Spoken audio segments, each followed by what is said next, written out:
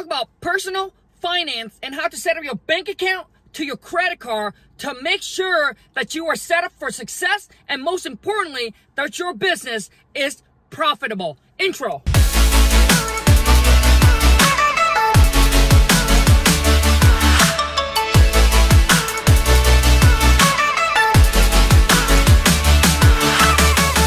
First thing first, I do want to say that I'm not a finance expert or anything like that. I'm not giving you any kind of finance advice. I'm just sharing with you what Lon and I did, all right, through our whole entire journey. And when I'm a high school dropout. I didn't go to college for business school. I didn't go to college for any finance class or anything like that. But it's just through our journey, through our life, from the things that we learned, from all the mistakes. And you know, we still try to get better and better at what we need to do. But I'm going to share with you, man, when I was making $8.50 and I still have more money sitting in the bank account than those of you who's making six-figure a year plus, all right? Because we both know it's not about how much you make, man, but it's more importantly, it's how much you can keep. And most people, most American, I would say a lot of people, not just in America, but people have this problem, man, and that is the saving, the budgeting, the spending problem, okay? So regardless how much you make, if whatever you're currently making right now, if you cannot keep it, then what makes you think that when you make $1 million or $2 million or whatever it is, increasing that income doesn't mean that you can keep any of it? So I'm going to share with you, all right, exactly what we did, how we set up our bank account from our credit card to make sure that you're organized. Listen, you know, a lot of times we get caught up in going, that our business is not financially organized. From bank account to credit card, we cross. So a lot of times, and you don't really know if your business is truly profitable if you can't sit down, look at the finance and trying to figure it out. If you cannot do that, you will be surprised if your business actually make the money or actually lose money or even breaking even. And listen, I'm also guilty of this. Many years ago, when I first got into real estate 8 years ago, man, I was doing a fix and flip. Money comes in, money comes out. It goes in and out so quickly, right? It sits in the account for a little bit. It makes you feel a little rich, right? And then boom, it goes right back out to another project. And I was just all over the place. I was using credit card for my personal expense to my business expense. The money going into my personal account, then it goes into my my business account. It was just everywhere. And finally, at the end, you sit down, you do your taxes, and you look at all the numbers again. You'll be like, man, dude, I broke even. I worked 4 months, 5 months, 6 months, and I broke even, man. Come on, man. Shit. It's not the game I want to play. So let's talk about bank account first, all right? Bank account. So here's what Lon and I did, okay? Is that go to your bank and set up what's called a financial freedom account. Now listen, you don't have to do exactly what I am telling you or the way that I set it up. You set it up. I'm just giving you ideas so you can set up the way that works for you, the way that you want it to be, okay? So we have a financial freedom account. This is our saving for the rainy day account. Anything go chaos, go haywire. Like right now, man, I mean, like most people, you know, they're afraid of the market's gonna crash or tank or whatever because they don't have enough reserve. Dude, Lana and I can care less. We can literally go on for months and months years without any income. And we still going to be okay for many years, okay? The reason why is because we have this financial freedom account, stack aside, okay? Where you don't touch it. And, you know, so, I mean, most people in America, man, like, they lost their job, and then 30 days later, boom. Like, I mean, you know, they're living paycheck to paycheck, so they couldn't even withstand a 30-day without any income. And I'm not just sharing this with you because now I'm making the kind of money I'm making now. Man, when I was making $8.50 and Lon was also working part-time making the same kind of money, dude, we're having money stacked aside for the rainy days because at the time, man, we understand it's really not about how much you make, but actually how much you can keep. You know, and the thing is, you got to understand, man, you cannot always win in life, in business. You can't always win. There's going to be days, there's going to be months where you're going to lose, all right? How big of a loss? Can you handle the loss so you can bounce back to get the wins? But most people, man, the more they make, boom, they just go blow it all. So anyway, so we have a financial freedom account, all right? So after we pay all of our bills, right? After all the bills is paid, right? We take X amount and we shove it into there, right? We shove it into that financial freedom account. And it's different for everybody, all right? It's really different for everybody. Could be 10% for you, maybe for some of you, maybe you have to start at 1%, maybe less than 1%, but you gotta start somewhere, right? You got to start somewhere. And the key is actually building the habit. I mean, that, dude, it doesn't matter if you stack $5 away, but it's building the habit. You gotta understand, man, bad habit is so easy to build and hard to get rid of. Good habit is hard to build, okay? But once you build up that good habit, man, it's gonna, you know, it's like you're gonna be good. So the financial freedom account, right? And then the next account is that this is what I call opportunity account. So the opportunity account allows you to take risks, allows you to make investment on whatever business, whatever career that you want. But you got to understand that once you're out of that fund, you need to start figuring the way out to start generating the money, all right, to fuel that business, not taking money from your financial freedom account. Extremely important. What most people do is they get all caught up, especially in stock. They get all caught up, and when you're losing, right, you're losing, all you think about is, hey, I got to get my money back.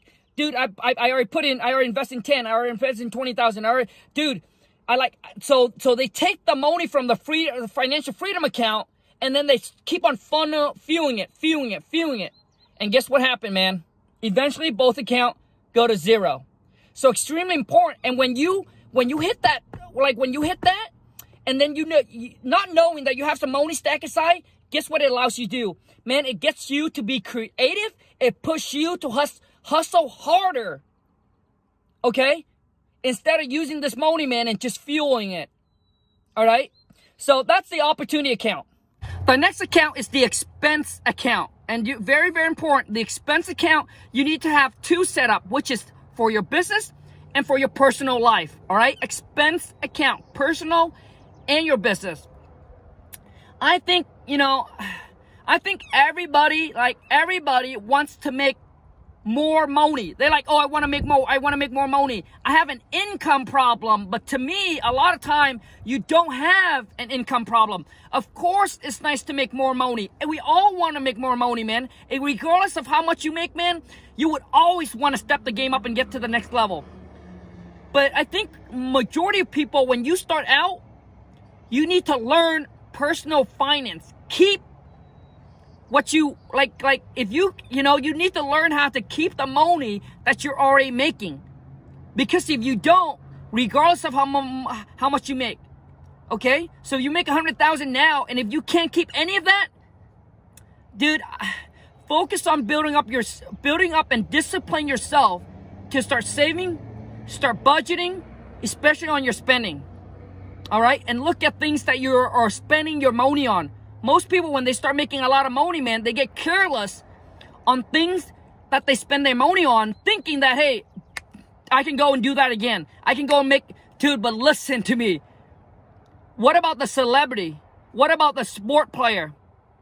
I mean, not all of them, but some of them, right? They make a boatload, and then guess what happened? They go bankrupt, dude. I'm telling you, you cannot always win in the game. And I know a lot of times where it's not sexy for entrepreneurs to talk about saving, right? So listen, I only share with you what is currently working, right, in my journey, what took me from where I was to where I am now. And that's what it is. Saving. A lot of it got to do with discipline, saving, and budgeting or spending, right? Delaying the instant gratification, not buying the things that we want, but buying the things that's only necessary, and then set a goal where we hit X amount and keep our spending within a limited budget of whatever it is. So Lon and I keep our spending, man, to about, I would say roughly about 20%, roughly about 20% of what we make. Okay? So you got to set up the expense account, and that expense account, man, should be separate. Your personal shouldn't cross over to your business. right? You got to keep the expense separately. Because if you don't, how would you know that your company is profitable, right? How would you know if your company is profitable if you have them all like kind of interact with each other? And also too, it allows you to hold yourself accountable when you look at your bank account, right? So that way you know how much you're spending on your business and how much you're actually spending on yourself. So when you can look at it, you'll be like, whoa, that's what I've been spending on. That's how much I spend. And if you're husband and wife, boyfriend, girlfriend, you should have separate credit card as well. One is to hold each other accountable, right? To hold each other accountable so you can see how much you're spending, how much she's spending, right? Lon and I have the same bank account. Everything is all together, man, right? What's mine is her, what's her is her. But we have separate credit card to keep ourselves accountable, all right? Because I know a lot of times, right, you have a partners, one person is like, thinking about the future, saving for the future, right? And the other one just go and blow all the money away. But they have the same credit card, so now it's he said, she said, and they start pointing finger. I bought that for you. I did, So keep it separate, right? Keep the credit card separate, right? But same bank account. Because I believe that when you are together, right, as a couple, you're in this together. So I don't think it should be separate, but hey, that's just my own opinion, right? You're on this journey together. You're fighting this battle together. You're not fighting it alone, right? So, anyways, so that's what you should have, okay? The last account is we call the play account. This is your play account, right? So this is, vacation, buying, the girls, the diamond, the whatever it is, the Gucci, the Louis Vuitton, whatever it is, it's your play account. You get to spend on whatever you want, regardless, right? The car, dude, like most people think like when I post like, Kong, well, you make all the money, but you don't buy fancy things like what's the money, but you don't play, but you don't have fun. No. Dude, I just know when to do it and when not to do it. You see? Dude, I think the difference between the rich and the poor, or whatever it is, or the people that actually financially intelligent, they know when to spend the money, man, and when not to spend the money. Everybody wants the nice things, dude. Like, don't lie. Like, everybody wants the nice thing. Everybody wants a nice car, a big house. I shouldn't say all. I'm sorry. Majority of people, I think, wants all of that. You can have all of that, but you got to understand is you got to maintain the budget and increase your income, but don't increase your spending. Does that make sense? So Lon and I used to spend like $50 a month on ourselves. $50 a month. Imagine spending $50 a month going on a movie, going to eat. I remember going to a restaurant, right, eating pho and ordering a spring roll, and Lon tells the waitress not to bring it and cancel the order. It was only like, I don't know, man, like $2. And Lon said, Kong, listen, we don't have the budget for that. But dude, we have like 10 G stack in the bank account, stack in the bank already. But she won't allow me because that was our budget, and that is discipline. And she said, listen, Kong, I promise you one day you can have all the spring roll in the world you want, but not right now. And now I gotta give the wife the credit, right? I think I think Lon was born, and I think throughout her life, seeing her sister, her brother, the way that they spend and things like that, and brought up by her mom, I think she have that within her already. The saving skills. She's very, very good and very disciplined when it comes to saving. When she met me, she was just, working part-time and obviously she's also a high school dropout, but she was going to school too. But she has $7,000, man, save up in her bank account. I got zero. I got zero. I was working, and then I gambled with my family on the weekend, and I was giving my mom majority of my paycheck. My paycheck wasn't much, man. I was only making, $8.50 and $9 an hour, so I wasn't making much, but I gotta give Lon the credit. She's very, very good with that. And then just throughout the journey, I want to make, we have the same goals, we have the same vision of where we want to be in life, and what we do, all that. And then I built up that habit, right? That saving, that budgeting as well, with Lon. To me, I don't have that. I don't think I have that within me. Lon is very good at it. But everything, dude, it can be learned, all right? So don't use the excuse. So talking about credit card, make sure you use the, get the cash back, right? Get the cash back, man. You're getting the free money back. Why not? And most people think, well, Kong, credit cards are bad. I think credit cards are just like guns. When people say that, gun don't kill people. People kill people. Credit cards are bad to those that are bad, right? That have a spending problem.